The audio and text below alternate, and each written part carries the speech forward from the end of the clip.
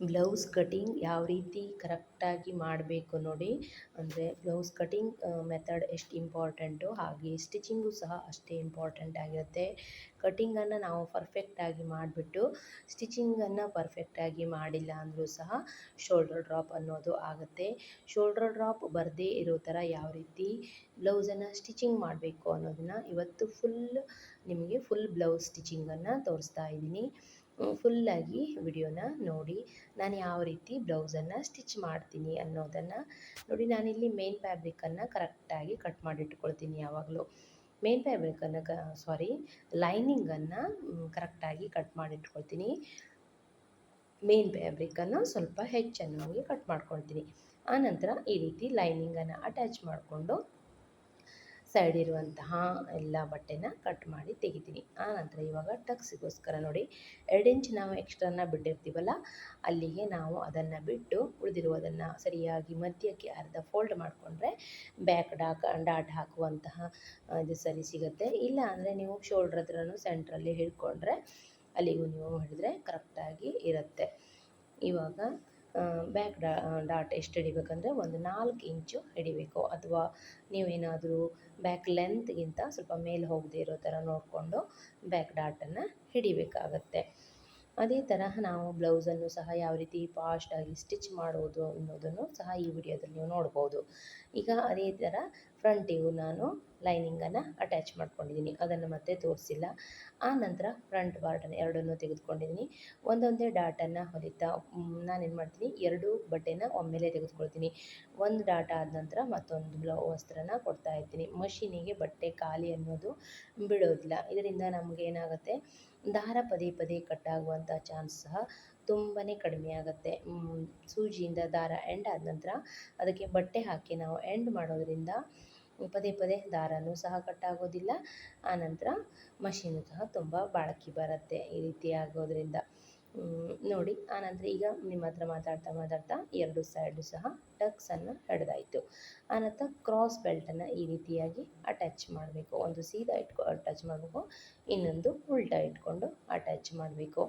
ಇವಾಗ ಇಲ್ಲೆಲ್ಲ ನಾರ್ಮಲ್ ಆಗಿ ಇರುತ್ತೆ. ನಮಗೆ ಎಲ್ಲಿ ನಾವು ಮಾಡಬೇಕಂದ್ರೆ ಶೋಲ್ಡ್ರ್ ಹತ್ರ ಜಾಯಿಂಟ್ ಮಾಡುವಾಗ, ಆರ್ಮಲ್ ಜಾಯಿಂಟ್ ಮಾಡುವಾಗ ಪ್ರತಿ ಹಂತದಲ್ಲೂ ಬ್ಲೌಸನ್ನು ನಾವು ಚೆಕ್ ಮಾಡಿಬಿಟ್ಟು ನಾವು ಸ್ಟಿಚಿಂಗನ್ನು ಮಾಡಬೇಕಾಗತ್ತೆ. ನಾವು ಬ್ಲೌಸ್ ಕಟ್ಟಿಂಗ್ ಮಾಡಿದ್ರು ಸ್ಟಿಚಿಂಗ್ ಮಾಡ್ಕೊತ ಹೋಗೋದಲ್ಲ. ಎಲ್ಲವೂ ನಾವು ಹೊಲಿದ ನಂತರ ಕರೆಕ್ಟಾಗಿದೆಯಾ, ಅದನ್ನು ಸ್ಟಿಚಿಂಗ್ ಆದ ನಂತರ ಅಲ್ಲಲ್ಲೇ ನಾವು ಚೆಕ್ ಮಾಡಬೇಕಾಗತ್ತೆ. ನೋಡಿ, ನಾನು ನಿಮಗೆ ಈಗ ಪ್ರತಿಯೊಂದನ್ನು ಕಾಣಿಸ್ತಾ ಹೋಗ್ತೀನಿ. ಇವಾಗ ನೋಡಿ, ಇಲ್ಲಿ ಕ್ರಾಸ್ ಬೆಲ್ಟು ಸಹ ಅಟ್ಯಾಚ್ ಆಯಿತು. 2 ಸೈಡು ಕ್ರಾಸ್ ಬೆಲ್ಟ್ ಅಟ್ಯಾಚ್ ಆಯಿತು. ಈ ರೀತಿ ನೀವು 1 ಬೈ 1 ಕೊಡೋದ್ರಿಂದ ಬೇಗ ಬ್ಲೌಸನ್ನು ಸಹ ಸ್ಟಿಚ್ ಮಾಡ್ಬೋದು.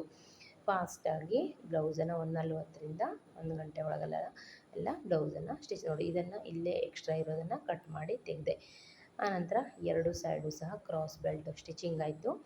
ಎಲ್ಲ ಅಲ್ಲಲ್ಲೇ ಕಟ್ ಮಾಡಿ ತೆಗೆದುಬಿಟ್ರೆ ಬ್ಲೌಸ್ ಫಿನಿಶಿಂಗ್ ಅನ್ನೋದು ನೋಡಿ. ಇವಾಗ ಬಟನ್ ಪಟ್ಟಿ ಇರೋವಂಥದ್ದು ಕರೆಕ್ಟಾಗಿದೆಯಾ ಅಂತ ಚೆಕ್ ಮಾಡಿಕೊಂಡೆ ನಾನು. 2 ಸಹ ಕರೆಕ್ಟಾಗಿತ್ತು. ಅದಕ್ಕಾಗಿ ನಾನು ಇವಾಗ ಹುಕ್ಸ್ ಪಟ್ಟಿ ಹೊಲಿಲಿಕ್ಕೋಸ್ಕರ ಒಂದು 2 ಇಂಚ್ ಅಗಲದ್ದು ಲೈನಿಂಗ್ ಬಟ್ಟೆನ ಕಟ್ ಮಾಡಿ ಮೇಲ್ಗಡೆ ಇಟ್ಟು ಸ್ಟಿಚ್ ಮಾಡಿದೆ. ಆ ನಂತರ ಒಂದು ಲೈನಿಂಗ್ ಪೀಸ್, ಒಂದು ಮೇನ್ ಫ್ಯಾಬ್ರಿಕನ್ನು ತಗೊಂಡು ಕಾಜಾಪಟ್ಟಿಗೋಸ್ಕರ ಬಟ್ಟೆನ ಉಲ್ಟಾ ಇಟ್ಟು ಸ್ಟಿಚ್ ಮಾಡಿದೆ. ಇದನ್ನು ಮೇಲ್ಗಡೆ ತಗೊಳ್ಬೇಕು, ಅದನ್ನು ಒಳಗಡೆ ತಗೊಳ್ಬೇಕು. ನೀವು ನೋಡ್ತಾ ಹೋಗಿ ನಾನು ಯಾವ ರೀತಿ ಬಟ್ಟೆನ ಇಡ್ತೀನಿ, ಯಾವ ರೀತಿ ಸ್ಟಿಚಿಂಗನ್ನು ಮಾಡ್ತೀನಿ ಅನ್ನೋದನ್ನು. ನಿಮಗೇನಾದರೂ ಗೊತ್ತಾಗಿಲ್ಲ, ಸ್ಲೋ ಆಗಿ ಇನ್ನು ನಾನು ಬ್ಲೌಸ್ ಸ್ಟಿಚಿಂಗ್ ಮಾಡೋದು ತೋರಿಸ್ಬೇಕು ಅಂದರೆ ಕಮೆಂಟ್ಸ್ ಮಾಡಿ, ಯಾವ ರೀತಿ ತೋರಿಸ್ಬೇಕು ಅನ್ನೋದನ್ನು ಅದನ್ನು ಸಹ ನೆಕ್ಸ್ಟ್ ವಿಡಿಯೋದಲ್ಲಿ ತೋರಿಸ್ತೀನಿ. ನೋಡಿ, ಇವಾಗ ನಾವಿಲ್ಲಿ ಕಾಜಾಪಟ್ಟಿಗೋಸ್ಕರ ಇದನ್ನು ಒಳಗಡೆ ಮಡಿಸ್ಬೇಕು. ಹುಕ್ಸ್ ಪಟ್ಟಿಗೋಸ್ಕರ ನಾವು ಒಳಗಡೆ ಮಡಿಸ್ಬೇಕಾಗತ್ತೆ, ಕಾಜಾಪಟ್ಟಿಗೋಸ್ಕರ ನಾವು ಮೇಲ್ಗಡೆ ಮಡಿಸ್ಬೇಕಾಗತ್ತೆ. ಇಲ್ಲಿ ನಾನು ಕಾಜಾಪಟ್ಟಿ ಮಾಡ್ತಾಯಿದ್ದೀನಿ, ಮೇಲ್ಗಡೆ ಮಡಿಸ್ತಾ ಇದ್ದೀನಿ. 1 ಇಂಚ್ ಆಗುವಷ್ಟು ಮಡಿಸ್ಕೊಂಡು ಈ ರೀತಿ ಇಲ್ಲಿ ಡಬಲ್ ಸ್ಟಿಚ್ಚನ್ನು ಹಾಕ್ಕೊಳ್ಬೇಕಾಗತ್ತೆ. ಡಬಲ್ ಸ್ಟಿಚ್ ಹಾಕ್ಕೊಂಡು ಆನಂತರ ನೋಡಿ ಈ ರೀತಿ ಡಬಲ್ ಸ್ಟಿಚ್ಚನ್ನು ಹಾಕ್ಕೊಂಡಿದ್ದೀನಿ. ಆನಂತರ ಇದಕ್ಕೆ ಕಾಜಾಪಟ್ಟಿನೂ ಸಹ ಒಳಗಡೆ ಮಾಡಿ ಹೊಲಿದಾಯಿತು. ನೋಡಿ, ಇವಾಗ ಎರಡನ್ನೂ ಸಹ ಇಟ್ಟು ಚೆಕ್ ಮಾಡ್ತಾಯಿದ್ದೀನಿ. ಇದು ಪ್ರತಿ ಹಂತದಲ್ಲೂ ಚೆಕ್ ಮಾಡಿ ನಾವು ಕಟಿಂಗನ್ನು ಮಾಡ್ಕೊಳ್ಬೇಕಾಯಿತು. ಇವಾಗ ನೋಡಿ, ಫ್ರಂಟ್ ಪಾರ್ಟ್ ರೆಡಿ ಆಯಿತು. ಇವಾಗ ಬ್ಯಾಕು ಮತ್ತು ಫ್ರಂಟನ್ನು ಅಟ್ಯಾಚ್ ಮಾಡ್ಕೊಳ್ತಾ ಇದ್ದೀನಿ. ನೋಡಿ ಈ ಕಡೆ ಒಂದು 1/4 ಇಂಚ್ ಆಗುವಷ್ಟು ಡೌನಿಂಗನ್ನು ತೆಗೆದುಕೊಂಡು ಕಟ್ ಮಾಡಬೇಕಾಗತ್ತೆ ಶೋಲ್ಡ್ರ್ ಹತ್ರ. ನೋಡಿ 1/4 ಇಂಚು ಒಳಗಡೆ ತಗೊಂಡು ಕಟ್ ಮಾಡಿ ಆನಂತರ 1/2 ಇಂಚು ಸ್ಟಿಚಿಂಗ್ ಮಾಡಬೇಕು. ಟೋಟಲಿ 3/4 ಇಂಚು ನಾವು ನೆಕ್ ಸೈಡು ಕಟ್ಟಿಂಗನ್ನು ಅಂದರೆ ಕಟ್ ಮಾಡಬೇಕಾಗುತ್ತೆ. 1/4 ಇಂಚ್ ಕಟ್ ಮಾಡಿ ಅರ್ಧ ಇಂಚ್ ಸ್ಟಿಚ್ ಮಾಡಿದ್ರೆ ಬ್ಲೌಸು ಅಲ್ಲಿ ಶೋಲ್ಡರ್ ಪರ್ಫೆಕ್ಟಾಗಿ ಕೂತ್ಕೊಳ್ಳುತ್ತೆ. ಆವಾಗ ಡಬಲ್ ಸ್ಟಿಚ್ ಆಗಬೇಕು. ನೋಡಿ ಈಗ ಮತ್ತೆ ಇಲ್ಲಿ ಚೆಕ್ ಮಾಡಬೇಕು. ಶೋಲ್ಡರ್ ಅಟ್ಯಾಚ್ ಮಾಡೋ ಮುಂಚೆ ನೋಡಿ ಆರ್ಮ್ ಹೋಲ್ ಕರೆಕ್ಟಾಗಿದೆಯಾ, ಎರಡು ಸೈಡು ಸಹ ನೋಡ್ಕೊಳ್ಬೇಕು. ನಾವು ಆರ್ಮ್ ಹೋಲ್ ಕಟ್ ಮಾಡಿರೋದು ಸರಿಯಾಗಿದೆಯಾ ಅಥವಾ ಏನಾದರೂ ಸ್ವಲ್ಪ ಹೆಚ್ಚು ಕಡಿಮೆ ಅನ್ನೋಗಿದ್ದರೆ ಕಟ್ ಮಾಡಿ ತೆಗೆದು ಬಿಡಬೇಕು. ಆನಂತರ ನೋಡಿ ಇವಾಗ ಇಲ್ಲಿ ಬ್ಯಾಕ್ ಪಟ್ಟಿನ ಕೊಟ್ಕೊಳ್ತಾ ಇದ್ದೀನಿ.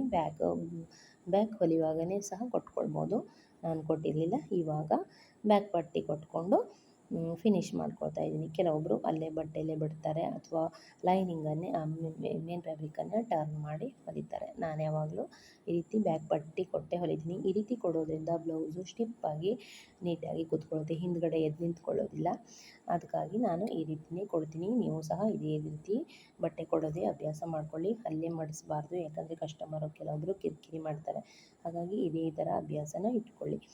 ಈ ಥರ ಒಂದು ನಾವೇನು ಮಾಡಬೇಕಂದ್ರೆ ಬ್ಯಾಕ್ ಪಟ್ಟಿ ಕೊಡುವಾಗ ಸ್ವಲ್ಪ ಒಂದು ಅರ್ಧ ಇಂಚ್ ಹೆಚ್ಚು ಇಟ್ಕೊಂಡ್ಬಿಟ್ರೆ ಅದನ್ನೇ ಡಬಲ್ ಫೋಲ್ಡ್ ಮಾಡಿ ಸ್ಟಿಚ್ ಮಾಡಿದ್ರೆ ನಮಗೆ ಒಂದು ಹೊಲಿಗೆ ಹಾಕುವಂಥ ಕೆಲಸನೂ ಸಹ ಇರುತ್ತೆ.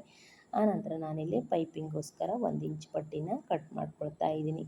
ಇದು ನೀವು ಫಸ್ಟ್ ಟೈಮ್ ಬಿಗಿನರ್ಸ್ ಆಗಿದ್ದರೆ 1 ಇಂಚ್ ಅಳತೆ ಇಟ್ಟು ಮಾರ್ಕ್ ಮಾಡಿ ಕಟ್ ಮಾಡ್ಕೊಳ್ಬೋದು. ನನಗಿದು ಕಟ್ ಮಾಡಿ ಅಭ್ಯಾಸ ಆದ್ದರಿಂದ ನಾವು ಹಂಗೆ ಇದನ್ನೇ ಕಟ್ ಮಾಡ್ತೀವಿ. ಇವಾಗ ಕ್ರಾಸ್ ಬೆಲ್ಟಿಗೋಸ್ಕರ ಬಟ್ಟೆನ ನೋಡ್ಕೊಳ್ತಾ ಇದ್ದೀನಿ. ಕರೆಕ್ಟಾಗಿ ಇಟ್ಕೊಳ್ಬೇಕು. ಇದನ್ನು ಸಹ ಕ್ರಾಸ್ ಆಗಿಯೂ ಸಹ ಇಡ್ಬೋದು ಅಥವಾ ಈಗ ನಾನು ಇಟ್ಟ ಥರನೂ ಸಹ ಇಡ್ಬೋದು. ಕ್ರಾಸ್ ಬೆಲ್ಟನ್ನು ನಮಗೆ ಯಾವ ರೀತಿ ಅನುಕೂಲ ಆಗುತ್ತಲ್ಲ ಆ ರೀತಿಯಾಗಿ ಪೈಪಿಂಗನ್ನು ಹೊಲ್ಕೊಳ್ಬೇಕು. ಪೈಪಿಂಗಲ್ಲಿ ಸುಮಾರು ವಿಧದಲ್ಲಿ ಪೈಪಿಂಗನ್ನು ಹೊಲಿತಾರೆ. ನಾನು ನಿಮಗೆ ಒಂದೇ ವಿಧದಲ್ಲಿ ಕಾಣಿಸಿದ್ದೀನಿ. ನಾನು ಮೊದಲೆಲ್ಲ ಬೇರೆ ಥರನೂ ಹೊಲಿತಿದ್ದೆ. ಹಾಗೆ ನನಗೆ ಇದು ತುಂಬ ಈಸಿ, ತುಂಬ ಚೆನ್ನಾಗಿ ಬರ್ತದೆ ಅಂತ ಅನಿಸಿದಾಗ ಇದನ್ನೇ ನಾನು ಕಂಟಿನ್ಯೂ ಮಾಡಿಕೊಂಡು ಹೋದೆ. ಮೊದಲು ನಾನು ಸ್ಟಾರ್ಟಿಂಗ್ ಕಲಿಯುವಾಗ ಬೇರೆ ಥರ ಮಾಡ್ತಿದ್ದೆ. ನಿಮಗೆ ನಾನು ಬೇಕು ಅಂದರೆ ತೋರಿಸ್ತೀನಿ ಯಾವ್ಯಾವ ರೀತಿ ಪೈಪಿಂಗನ್ನು ಮಾಡ್ಬೋದು. ನನಗಿದು ತುಂಬ ಈಸಿ ಅಂತ ಅನಿಸ್ತಾ ಇದೆ. ಹಾಗಾಗಿ ಮತ್ತು ಇದರಲ್ಲಿ ಫಿನಿಶಿಂಗ್ ನೀಟ್ ಬರುತ್ತೆ ಅನಿಸ್ತು. ನಾನು ಇದನ್ನೇ ಕಂಟಿನ್ಯೂ ಮಾಡ್ಕೊಂಡು ಹೋಗ್ತಾ ಇದ್ದೀನಿ. ಇದನ್ನ ಇವಾಗ 1 ಇಂಚ್ ಪಟ್ಟಿನ ತಗೊಂಡು ಈ ರೀತಿ ಅಟ್ಯಾಚ್ ಮಾಡಿ ಸ್ಟಿಚಿಂಗ್ ಮಾಡಿಕೊಂಡು ಆನಂತರ ನೋಡಿ ಈ ರೀತಿ ಒಳಗಡೆ ಇರುವಂಥದ್ದು ಒಂದು 1/4 ಇಂಚ್ ಅಂತರಕ್ಕಷ್ಟೇ ಇಟ್ಕೊಂಡಿರಬೇಕು. ಅದಕ್ಕೂ ಸ್ವಲ್ಪ ಏನಾದರೂ ಏರುಪೇರು ಬಂತು ಅಂದರೆ ಈ ರೀತಿ ಟ್ರಿಮ್ ಮಾಡಿ ತೆಗಿಬೇಕು. ಟ್ರಿಮ್ ಮಾಡುವಾಗ ತುಂಬಾ ಹುಷಾರಾಗಿ ಟ್ರಿಮ್ ಮಾಡಬೇಕಾಗತ್ತೆ, ಯಾಕಂದರೆ ಮೇನ್ ಫ್ಯಾಬ್ರಿಕ್ ಇರುತ್ತೆ. ಕಟ್ ಆಗಿಬಿಟ್ರೆ ಬ್ಲೌಸೇ ಹಾಳಾಗಿಬಿಡತ್ತೆ. ಹಾಗಾಗಿ ನೋಡಿಕೊಂಡು ಜಾಗ್ರತೆಯಿಂದ ಕಟ್ ಮಾಡಬೇಕು. ಕಟಿಂಗ್ ಆದ ನಂತರ ನಾಚನ್ನು ಹಾಕ್ಕೊಳ್ಬೇಕು. ಆನಂತರ ನೋಡಿ ಒಂದು 1/4 ಇಂಚು ಮತ್ತೆ ಮಡಿಸ್ಕೊಳ್ಬೇಕಾಗತ್ತೆ.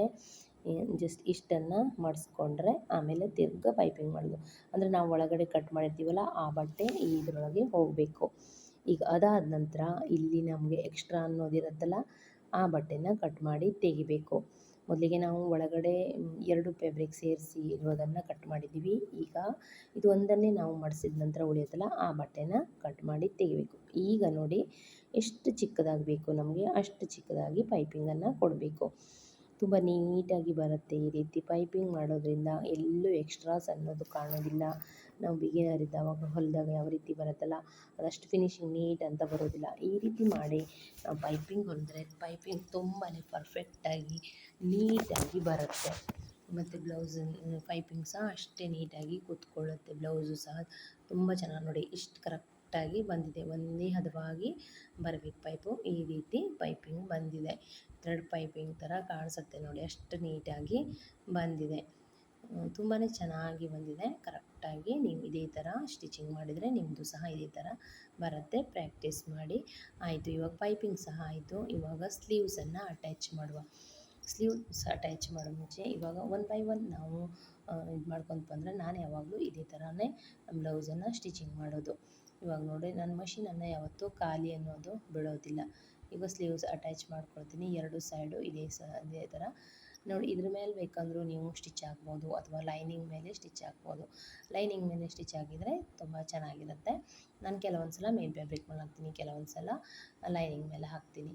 ಏನಾದರೂ ಸ್ವಲ್ಪ ಬಟ್ಟೆ ಕಡಿಮೆ ಇದ್ದರೆ ನೀವು ಅಟ್ಯಾಚ್ ಮಾಡ್ಕೊಳ್ಬೋದು. ಇಲ್ಲಿ ಕರೆಕ್ಟಾಗಿತ್ತು ಬಟ್ಟೆ, ಹಾಗಾಗಿ ನನಗೆ ಅಟ್ಯಾಚ್ ಮಾಡೋದಿರಲಿಲ್ಲ. ಸ್ಲೀವ್ಸನ್ನು ಈ ರೀತಿ ಮಾಡಿಕೊಂಡೇ ಕಟ್ ಮಾಡಬೇಕು. ಎಲ್ಲೂ ಸಹ ರಿಂಕಲ್ಸ್ ಬರದೇ ಇರೋ ಥರ ನೋಡಿಕೊಂಡು ಕಟ್ ಮಾಡಬೇಕಾಗತ್ತೆ. ಮೇನ್ ಫ್ಯಾಬ್ರಿಕನ್ನು ನಾವು ಮೊದಲಿಗೆ ಒಂದು ಸಲ ಐರನ್ ಮಾಡಿ ಕಟಿಂಗ್ ಮಾಡಬೇಕು. ಆನಂತರ ಸ್ಟಿಚಿಂಗ್ ಮಾಡುವಾಗ ಮತ್ತೆ ಸಹ ಐರನ್ ಮಾಡ್ಕೊಳ್ಬೇಕು. ಇದರಿಂದ ಬ್ಲೌಸ್ ನೀಟ್ ಫಿನಿಶಿಂಗ್ ಅನ್ನೋದು ಬರುತ್ತೆ. ಎರಡೂ ಸ್ಲೀವ್ಸು ಸಹ ಅಟ್ಯಾಚ್ ಆಯಿತು. ಆನಂತರ ನೋಡಿ ಇದನ್ನು ಇಟ್ಕೊಂಡು ಇವಾಗ ಶೇಪ್ ಹಾಕುವ. ನಾನು ಯಾವಾಗಲೂ ಫ್ರಂಟ್ ಶೇಪನ್ನು ಸ್ಟಿಚಿಂಗ್ ಮಾಡುವಾಗಲೇ ಹಾಕ್ತೀನಿ ಅಂತ ನಿಮಗೆ ಹೇಳ್ತಾ ಇದ್ದೀನಿ. ನೋಡಿ ಈ ರೀತಿ ಆದ ನಂತರ ನಾನು ಫ್ರಂಟ್ ಶೇಪನ್ನು ತೆಗಿತೀನಿ. ಯಾಕಂದರೆ ನನಗೆ ಸ್ಟಿಚಿಂಗ್ ಮಾಡುವಾಗ ತುಂಬ ಅನುಕೂಲ ಆಗುತ್ತೆ. ಯಾವ ಸೈಡ್ ಇಟ್ಟು ಹೊಲಿದ್ರು ಅದೇ ಫ್ರಂಟ್ ಮಾತ್ರ ಸ್ಟಿಚಿಂಗ್ ಮಾಡುವಾಗ ಕಟ್ ಮಾಡ್ಕೊಂಬಿಟ್ರೆ ನಮಗೆ ಅನುಕೂಲ ಆಗುತ್ತೆ ಅಂತ ನಾನು ಇದೇ ಥರ ಮಾಡ್ತೀನಿ. ನೀವು ಸ್ವಲ್ಪ ನಿಮಗೆ ಕನ್ಫ್ಯೂಸ್ ಎಲ್ಲ ಆಗ್ತದೆ, ಗಡಿಬಿಡಿಲಿ ಏನಾದರೂ ಹೆಚ್ಚು ಕಮ್ಮಿ ಆಗ್ತದೆ ಮತ್ತು ಅದು ಬಿಡಿಸೋದೆಲ್ಲ ಬೇಡ ಅಂದರೆ ಇದೇ ಥರ ಅಭ್ಯಾಸ ಮಾಡ್ಕೊಳ್ಳಿ. ಕೆಲವೊಂದು ಸಲ ನೆನಪಿಲ್ಲದೆ ನಾವು ಒಂದೇ ಸೈಡ್ ಹೊಲ್ದು ಹಾಕುವಂಥ ಚಾನ್ಸು ಸಹ ಇರುತ್ತೆ. ಅಭ್ಯಾಸ ಆಗಿದ್ದರೆ ಸರಿ ಹೋಗುತ್ತೆ. ನಮಗೆ ಇದೇ ಥರ ಅಭ್ಯಾಸ ಆದ್ದರಿಂದ ನಾನು ಯಾವಾಗಲೂ ಸ್ಟಿಚಿಂಗ್ ಮಾಡುವಾಗಲೇ ಅದೊಂದು 1/4 ಇಂಚು ತೆಗೆದು ಸ್ಟಿಚಿಂಗನ್ನು ಮಾಡ್ತೀನಿ. ಇವಾಗ ನೋಡಿ ಸ್ಲೀವ್ಸನ್ನು ಹೊಲಿತಾ ಇದ್ದೀನಿ. ಇಲ್ಲಿ ನಾನು ಫುಲ್ ಬ್ಲೌಸ್ ಸ್ಟಿಚಿಂಗನ್ನು ತೋರಿಸಿದ್ದೀನಿ. ಯಾರಿಗಾದರೂ ವಿಡಿಯೋ ಇಷ್ಟವಾಗಿದ್ದರೆ ಒಂದು ಲೈಕ್ ಮಾಡಿ, ಹಾಗೆ ಫ್ರೆಂಡ್ಸ್ ಆ್ಯಂಡ್ ಫ್ಯಾಮಿಲಿಗೆ ಶೇರ್ ಮಾಡಿ. ಇನ್ನು ಯಾವ ರೀತಿ ವಿಡಿಯೋ ಬೇಕು, ಬ್ಲೌಸ್ ಸ್ಟಿಚಿಂಗ್ ವಿಡಿಯೋನ ಇನ್ನು ಯಾವ ರೀತಿಯಾಗಿ ತೋರಿಸ್ಬೇಕು ಅಥವಾ ಯಾವ ಸೈಜಿನ ಬ್ಲೌಸನ್ನು ತೋರಿಸ್ಬೇಕು ಅನ್ನೋದನ್ನು ನನಗೆ ಕಮೆಂಟ್ ಮಾಡಿ. ನಾನು ನಿಮಗೆ ನೆಕ್ಸ್ಟ್ ವಿಡಿಯೋದಲ್ಲಿ ತೋರಿಸ್ತೀನಿ. ತುಂಬ ಈಸಿಯಾಗಿ ಬ್ಲೌಸನ್ನು ಯಾವ ರೀತಿ ಸ್ಟಿಚ್ ಮಾಡ್ಬೋದು ಅನ್ನೋದನ್ನು ನಾನು ಹೇಳಿಕೊಡ್ತೀನಿ. ನಾನು ತುಂಬ ಈಸಿ ಮೆಥಡಲ್ಲಿ ಬ್ಲೌಸನ್ನು ಸ್ಟಿಚ್ ಮಾಡ್ತೀನಿ. ಮತ್ತು ನಾನು ಈಗ ಹೊಸದಾಗಿ ಈ ಮೆಥಡ್ ಕಲಿತಾಗಿಂದ ನನ್ನ ಬ್ಲೌಸ್ ತುಂಬಾ ಪರ್ಫೆಕ್ಟಾಗಿ ಬರುತ್ತೆ. ಯಾರೇ ಹೊಲಿಸ್ಕೊಂಡು ಹೋದರೂ ಸಹ ತುಂಬ ಪರ್ಫೆಕ್ಟಾಗಿದೆ ಅಂತ ಎಷ್ಟೆಷ್ಟು ದೂರಿಂದೆಲ್ಲ ಕಸ್ಟಮರ್ ಬರ್ತಾರೆ. ಇವಾಗ ತುಂಬ ಚೆನ್ನಾಗಿ ಇವಾಗ ನನ್ನ ಟೈಲರಿಂಗ್ ಜರ್ನಿನೂ ಸಹ ತುಂಬಾ ಬಿಲ್ಡಾಗಿದೆ. ನಿಮಗೇನಾದರೂ ಇಂಟ್ರೆಸ್ಟ್ ಇದ್ದರೆ ನೀವು ಸಹ ಒಮ್ಮೆ ಈ ರೀತಿ ಇದೇ ಮೆಥಡಲ್ಲಿ ಕಟ್ ಮಾಡಿ ಟ್ರೈ ಮಾಡಿ ನೋಡಿ, ತುಂಬ ಕರೆಕ್ಟಾಗಿ ಬರುತ್ತೆ. ಇವಾಗ ಬ್ಲೌಸ್ ಫಿಟ್ಟಿಂಗನ್ನು ಮಾಡ್ತಾಯಿದ್ದೀನಿ. ಇದು ನಾನು 36 ಸೈಜ್ ಸುತ್ತಳತೆಗೆ ಬ್ಲೌಸನ್ನು ಹೊಲಿದಿರುವಂಥದ್ದು. ನಾನಿಲ್ಲಿ ಆಲ್ಮೋಸ್ಟ್ ಬಾಡಿ ಮೆಜರ್ಮೆಂಟಿಗೆ ಬ್ಲೌಸನ್ನು ಸ್ಟಿಚ್ ಮಾಡ್ತೀನಿ. ಅವರ ಅಳತೆ ನೋಡಿ ನಾನಿಲ್ಲಿ ಫಿಟ್ಟಿಂಗ್ ಮಾಡ್ತಾಯಿದ್ದೀನಿ. ಈ ವೇಸ್ಟ್ ಲೆಂತ್ ಇರುತ್ತಲ್ಲ ಅದರಲ್ಲಿ 4ನೇ ಭಾಗ ಮಾಡಿ ಈ 4 ಫಸ್ಟಿಗೆ 2 ಭಾಗದಲ್ಲಿ ಹಿಂದುಗಡೆ ಭಾಗನ ಫೋಲ್ಡ್ ಮಾಡಿ ಅರ್ಧ ಮಾಡಿ ಇಟ್ಕೊಳ್ಬೇಕು. ಆನಂತರ ಇಲ್ಲಿ ಹುಕ್ಸ್ ಹೊಲಿತೀವಲ್ಲ ಅದು ಕಾಜಾ ಹೊಲಿಯುವಂಥದ್ದನ್ನು ಆ ಪಟ್ಟಿ ಬಿಟ್ಕೊಂಡು ಅಲ್ಲಿಂದ ನಾವು ಎಷ್ಟು ಇಂಚಿಗೆ ಬೇಕಂದು ನೋಡಿಕೊಂಡು ಇಟ್ಕೊಳ್ಬೇಕು. ಆನಂತರ ಸ್ಲೀವ್ಸಿಗೆ ಎಷ್ಟು ಇಂಚಿಗೆ ಬೇಕಂದು ಅದನ್ನು ಚೆಕ್ ಮಾಡ್ಕೊಳ್ಬೇಕು. ಆನಂತರ ಆರ್ಮ್ ಹೋಲನ್ನು ಚೆಕ್ ಮಾಡಿಕೊಂಡು ಕರೆಕ್ಟಾಗಿ ಇಟ್ಕೊಂಡು ಒಂದು ಮಾರ್ಕ್ ಮಾಡಿಬಿಟ್ರೆ ಅಲ್ಲಿಂದ ಸ್ಟಿಚಿಂಗ್ ಮಾಡಿಬಿಟ್ರೆ ಬ್ಲೌಸ್ ಪರ್ಫೆಕ್ಟಾಗಿ ತುಂಬ ನೀಟಾಗಿ ಕೂತ್ಕೊಳ್ಳುತ್ತೆ. ಈ ಫಿಟ್ಟಿಂಗ್ ಅನ್ನೋದು ಸಹ ಕರೆಕ್ಟಾಗಿ ಮಾಡಬೇಕಾಗುತ್ತೆ. ನಾವು ಕಟ್ಟಿಂಗ್ ಎಷ್ಟು ಮುಖ್ಯನೋ ಸ್ಟಿಚಿಂಗು ಅಷ್ಟೇ ಮುಖ್ಯ. ಸ್ಟಿಚಿಂಗ್ ಎಷ್ಟು ಮುಖ್ಯನೋ ಈ ಬ್ಲೌಸ್ನ ಫಿಟ್ಟಿಂಗ್ ಮಾಡೋದಂತೂ ತುಂಬಾ ಇಂಪಾರ್ಟೆಂಟ್. ಬ್ಲೌಸ್ ಏನಾದರೂ ನಾವು ಈ ಸ್ಟಿಚಿಂಗ್ ಮಾಡುವಾಗ ಕಂಕಣ ಎಲ್ಲ ಸ್ವಲ್ಪ ಟೈಟಾಗಿ ಹಿಡಿದ್ರೂ ಸಹ ಶೋಲ್ಡರ್ ಡ್ರಾಪ್ ಅನ್ನೋದು ಬರುತ್ತೆ. ಇದೆಲ್ಲ ನೋಡ್ಕೊಳ್ಬೇಕಾಗುತ್ತೆ.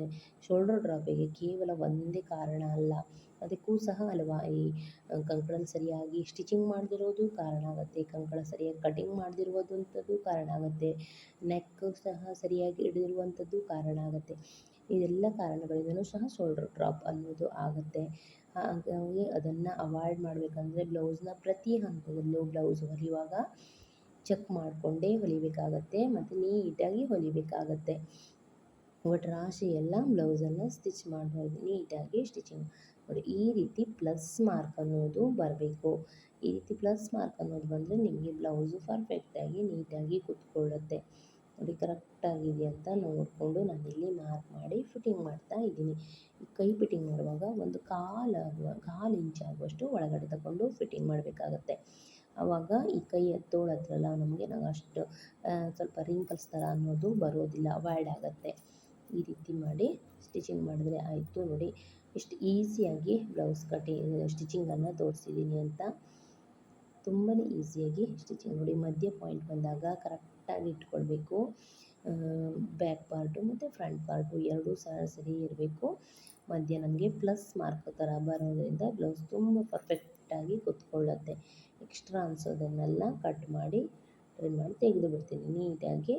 ಇವಾಗ ಎಕ್ಸ್ಟ್ರಾ ಒಂದೊಂದು 3 ಹೊಲಿಗೆ ಹಾಕ್ಕೊಂಡ್ರೆ ಕರೆಕ್ಟಾಗಿರುತ್ತೆ. ಬ್ಲೌಸು ರೆಡಿಯೂ ಸಹ ಆಯಿತು ನೋಡಿ ಇಷ್ಟೇ. ತುಂಬ ಈಸಿಯಾಗಿ ಕೇವಲ ಒಂದು 40ರಿಂದ 50 ನಿಮಿಷದಲ್ಲಿ ಒಂದು ಬ್ಲೌಸನ್ನು ಸ್ಟಿಚ್ ಮಾಡ್ಬೋದು. ನಾನಿಲ್ಲಿ ಲೈನಿಂಗ್ ಬ್ಲೌಸ್ ಸಹ ಅಂದರೆ ಲೈನಿಂಗ್ ಬ್ಲೌಸ್ ಯಾವುದೇ ಡಿಸೈನ್ ಇಲ್ಲದೆ ಸ್ಟಿಚಿಂಗ್ ಮಾಡಿದೆ ನೋಡಿ. ಫಿಟ್ಟಿಂಗ್ ಆದ ನಂತರ ಚೆಕ್ ಮಾಡ್ಕೊಳ್ತಾ ಇದ್ದೀನಿ, ಎರಡೂ ತೋಳು ಸೈಡ್ ಸರಿಯಾಗಿದೆಯಾ ಅಥವಾ ನಾನು ಇಟ್ಟಿರೋದು ಸರಿ ಇದೆಯಾ ಅಂತ ಚೆಕ್ ಮಾಡ್ತಾ ಇದ್ದೀನಿ. ಒಮ್ಮೆಲೆ ಎಲ್ಲ 2 ಬಾರಿ ಅಥವಾ 3 ಬಾರಿ ನೀವು ಚೆಕ್ ಮಾಡಿ ಕರೆಕ್ಟಾಗಿದೆಯಾ ಇಲ್ಲ ಅಂತ ನೋಡಿ. ಇದು ಸಹ ಆರ್ಮೋಲ್ ಸಹ ಕರೆಕ್ಟಾಗಿ ಬರ್ತಾ ಇದೆ. ಆಮೇಲೆ ವೇಸ್ಟ್ ಲೆಂತು ಸಹ ನೋಡಿ, ಇಲ್ಲೇ ಚೆಕ್ ಮಾಡಲಿಕ್ಕಿದೆ, ಇಲ್ಲೂ ಚೆಕ್ ಮಾಡ್ತಾ ಇದ್ದೀನಿ ಕರೆಕ್ಟಾಗಿ. ಒಂದು ಸ್ವಲ್ಪ ಲೂಸ್ ಅಂತ ಅನಿಸ್ತು ವೇಸ್ಟಲ್ಲಿ, ಒಂದು ಹೊಲಿಗೆ ಹಾಕ್ಕೊಂಡು ಅದನ್ನು ಕರೆಕ್ಟ್ ಮಾಡಿಕೊಂಡೆ. ಇಲ್ಲಿಗೆ ಫುಲ್ ಬ್ಲೌಸು ಸ್ಟಿಚಿಂಗ್ ಆಯಿತು ನೋಡಿ. ಈ ರೀತಿ ಪ್ಲಸ್ ಮಾರ್ಕ್ ಬಂದು ಫುಲ್ ಬ್ಲೌಸು ನಂದು ಸ್ಟಿಚಿಂಗ್ ಆಯಿತು, ಕರೆಕ್ಟಾಗಿ ಬಂತು. ಇದನ್ನು ವೇರ್ ಮಾಡಿಯೂ ಸಹ ಆಗಿದೆ. ಬ್ಲೌಸ್ ತುಂಬ ಚೆನ್ನಾಗಿ ಪರ್ಫೆಕ್ಟಾಗಿ ಕೂತಿದೆ. ಕಸ್ಟಮರ್ಗೆ ತುಂಬ ಸ್ಯಾಟಿಸ್ಫ್ಯಾಕ್ಷನ್ ಆಗಿದೆ, ತುಂಬ ಖುಷಿ ಆಯಿತು ಅವರಿಗೆ. ಮತ್ತು ಅವರು ಇದೇ ಥರ 4 ಬ್ಲೌಸನ್ನು ತಂದುಕೊಟ್ಟಿದ್ದಾರೆ, ಇದೇ ಅಳತೆಗೆ ಇದೇ ಥರ ಸ್ಟಿಚ್ ಮಾಡಿ ಅಂತ. ವಿಡಿಯೋ ಇಷ್ಟವಾಗಿದ್ದರೆ ಲೈಕ್ ಮಾಡಿ, ಹಾಗೆ ಫ್ರೆಂಡ್ಸ್ ಆ್ಯಂಡ್ ಫ್ಯಾಮಿಲಿಗೆ ಶೇರ್ ಮಾಡಿ. Thank you friends, thank you for watching my channel.